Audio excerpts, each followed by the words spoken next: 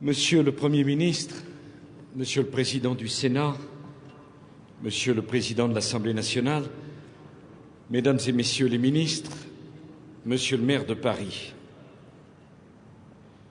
mes chers compatriotes, nous voici réunis comme chaque année en ce 11 novembre pour célébrer la mémoire des combattants de la Grande Guerre. Depuis que le dernier d'entre eux a disparu, le souvenir personnel des souffrances et des sacrifices a laissé la place à l'histoire. Mais pour que tant de souffrances et que tant de sacrifices n'aient pas été consentis en vain, nous avons un devoir moral. Faire en sorte que cette histoire construite sur tant de destinées tragiques continue d'être une histoire partagée, dans laquelle chacun reconnaît une part de lui-même et puise cette fierté de notre pays que nous voulons garder et que nous voulons transmettre à nos enfants. J'irai tout à l'heure me recueillir sur la tombe de Charles Péguy. En 1909, il avait écrit à propos de l'histoire: « Il ne faut pas passer au long du cimetière, ni passer au long des monuments. Il s'agit de remonter en nous-mêmes comme l'on remonte le cours d'un fleuve. » Oserais-je dire que pour remonter le cours de notre propre histoire, car c'est la nôtre, nous ne devons pas simplement commémorer, nous devons communier. Communier non seulement par le geste, mais aussi par la pensée, avec les vertus de devoir, de courage et de sacrifice de ceux qui se sont tant battus pour nous, mais aussi avec leur douleur, car la douleur fut immense. Les générations qui commencèrent cette guerre l'avaient regardée venir d'abord comme une fatalité, puis comme une nécessité. Toute une jeunesse qui souffrait d'une forme de désespérance et d'un manque d'idéal avait même fini par la regarder comme une rédemption. Elle cherchait une mystique, elle épousa celle du sacrifice. Péguy avait écrit « Heureux ceux qui sont morts dans des grandes batailles, couchés dessus le sol à la face de Dieu. Heureux ceux qui sont morts dans une juste guerre.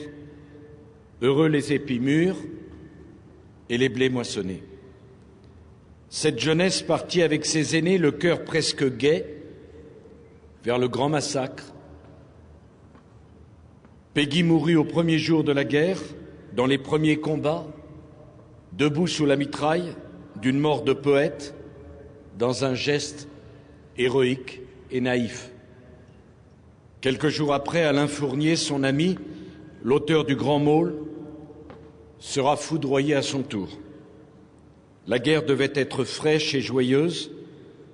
Elle ne devait durer que quelques semaines. Elle fut la plus atroce des guerres et elle dura 4 ans.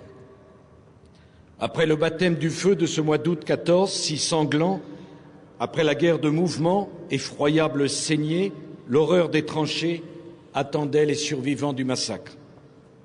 Aucun mot ne peut rendre compte de ce que vécurent ces hommes, entassés dans des boyaux de boue sanglante, à demi inondés, jonchés de cadavres, attendant la peur au ventre sous les obus, l'ordre de monter à l'assaut. Le miracle fut que chacun se battit jusqu'à l'extrême limite de ses forces et nul n'avait songé qu'elle pourrait être repoussée aussi loin. Tous furent des héros, même ceux qui, après avoir affronté avec un courage inouï les plus terribles épreuves, refusèrent un jour d'avancer parce qu'ils n'en pouvaient plus.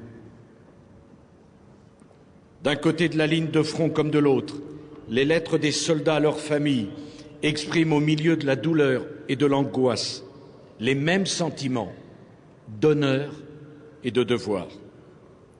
Meurtris, blessés, saignés à blanc, amputés pour longtemps de ses forces les plus vives, la France éprouva dans cette horreur le sentiment de son unité avec une intensité qu'elle n'avait jamais éprouvée auparavant. Le mot fraternité prit dans le malheur un sens qu'il n'avait jamais eu. Les familles de pensée, les origines, les classes sociales s'unirent dans la douleur et le sentiment profond d'une destinée commune. Plus jamais ça, s'écrièrent les survivants qui revinrent de l'enfer. Ils avaient fait leur devoir, mais ils l'avaient fait d'abord pour que leurs enfants n'aient pas à leur tour à souffrir comme ils avaient souffert. Ils voulaient que cette guerre, qui avait atteint le comble de l'horreur et de la souffrance à cause de la folie des hommes, fût la dernière des guerres. Ils voulaient qu'en regardant en face cette horreur et cette souffrance, chaque homme se guérît de cette folie qui avait conduit l'humanité à cette extrémité. Ils voulaient désormais que la nation fût un partage et non plus une volonté de puissance. Ils voulaient qu'elle fût fraternelle et non plus conquérante. Ce furent ces générations sacrifiées qui mirent la guerre hors la loi. On sait ce qu'il advint. Loin de suffire à calmer la folie des hommes, le souvenir de cette horreur attisa la vengeance. Il n'y eut pas de pardon, alors la rancœur arma à nouveau le ressort de la tragédie. Une autre horreur emporta le monde, à l'horreur de toutes les guerres. Elle mena celle du génocide. Le crime inexpiable de la Shoah fit entrevoir à l'humanité la possibilité de son anéantissement. L'humanité eut peur et cette peur nourrit une aspiration. Contrairement à ce qui s'était passé après la Grande Guerre, cette fois-ci, le pardon fut au rendez-vous et l'Europe put entreprendre enfin de se réconcilier avec elle-même après être passée 2 fois au bord du suicide. L'Europe est une entreprise de paix qui s'est construite sur le sang versé dans 3 guerres, dont 2 mondiales, grâce à des hommes exceptionnels.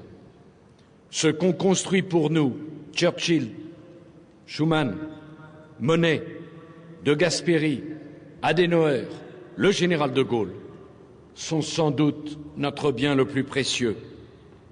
Nous avons le devoir de le préserver à tout prix. Mais alors faut-il occulter nos guerres? Faut-il alors oublier nos soldats morts pour que nous puissions continuer d'être libres et pour que nous soyons une nation qui continue d'écrire sa propre histoire?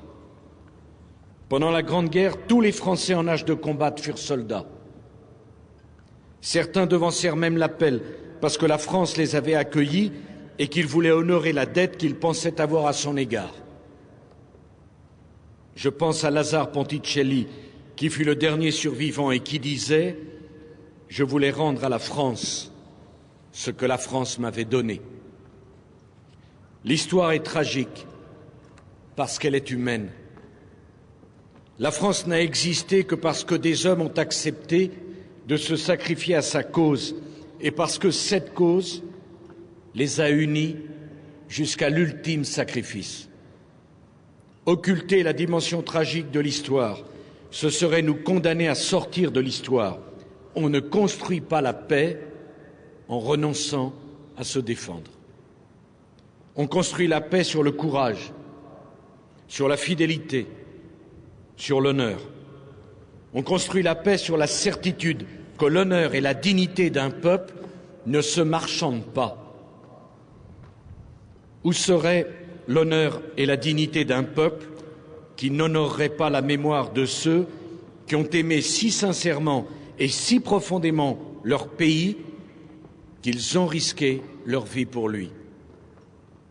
En septembre 14, un jeune peintre de 24 ans qui allait mourir écrit à sa mère « Auparavant, j'aimais la France, d'un amour sincère, encore qu'un peu dilettante. Je l'aimais en artiste, fier de vivre sur la plus belle terre, mais en somme, je l'aimais un peu à la façon dont un tableau pourrait aimer son cadre. Il a fallu cette horreur pour sortir tout ce qu'il y a de filial et de profond dans les liens qui m'unissent à mon pays. Eh bien, le jour où plus une seule femme, plus un seul homme ne sera capable d'écrire cela, il n'y aura plus de France. Honneur et patrie, le jour où ces mots ne toucheront plus le cœur d'aucun Français, le jour où ils seront devenus incompréhensibles pour la plupart d'entre eux, il n'y aura plus de France. Le jour où les corps des soldats morts pour la France gagneront leur dernière demeure dans l'indifférence, il n'y aura plus de France. Soldats de la Grande Guerre, qui avaient tant souffert, vous nous avez tous quittés, mais la flamme du souvenir ne s'éteindra pas. Le 11 novembre demeurera à jamais le jour où dans toutes les villes et tous les villages de France, devant les monuments aux morts, où sont gravés les noms de ceux d'entre vous qui ne sont jamais revenus, nous irons nous recueillir et vous rendre l'hommage qui vous est dû.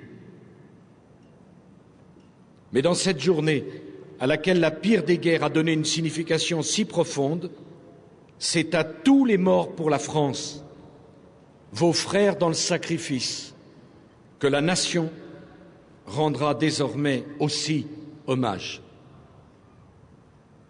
Qu'il soit bien clair qu'aucune commémoration ne sera supprimée et qu'il s'agit de donner plus de solennité encore au 11 novembre alors que tous les témoins ont disparu.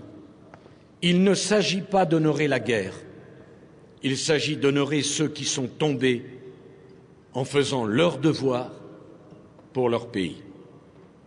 Il s'agit d'honorer ceux que l'on n'a jamais honorés, ceux que l'on a oubliés, ceux auxquels l'on se contente de dire une fois merci au moment des funérailles, mais dont on délaisse ensuite la mémoire parce que l'on préfère oublier les guerres dans lesquelles ils sont tombés. C'est pourquoi le gouvernement déposera dans les semaines qui viennent un projet de loi qui fera de la date anniversaire de l'armistice de 1918 la date de commémoration de la Grande Guerre et de tous les morts pour la France, donnant ainsi sa pleine signification à l'intitulé de la loi du 24 octobre 1922 instituant la date du 11 novembre comme jour de commémoration de la victoire et de la paix. Le gouvernement apportera aussi son soutien à la proposition de loi visant à rendre obligatoire l'inscription sur les monuments aux morts des noms des morts pour la France. Je pense en particulier à tous les morts en opération extérieure, ceux qui sont tombés en Indochine, à Suez, en Afrique du Nord, dans les Balkans, au Moyen-Orient, au Tchad, en Côte d'Ivoire, en Afghanistan. Ils ont droit au respect et aux honneurs que la nation réserve à ceux qui ont fait pour elle le sacrifice de leur vie. Nous le devons non seulement à leur mémoire, mais aussi à leurs familles, à leurs frères d'armes et à ceux qui continuent à risquer leur vie pour servir la cause de la France. Et c'est dans le même esprit que sera entrepris à Paris la construction d'un monument dédié aux soldats morts en opération extérieure sur lequel leurs noms seront inscrits. Depuis 10 ans, 158 soldats ont perdu la vie et près de 1500 ont été blessés dans ces opérations.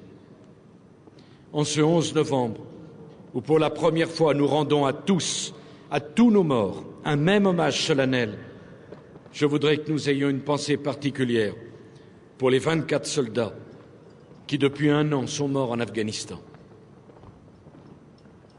L'hommage qui s'adresse aux morts s'adresse aussi à ceux que la guerre a meurtris dans leur chair, aux blessés, aux mutilés, à ceux qui souffriront toute leur vie d'avoir fait leur devoir. Je veux leur dire aujourd'hui que la nation ne les oublie pas et que la nation française leur exprime sa gratitude. Le soldat risque sa vie. Il le sait. C'est le destin qu'il s'est choisi. Mais c'est un destin singulier, un destin tragique qui lui confère dans la cité une place hors du commun et qui exige de lui des vertus exceptionnelles de courage et d'engagement.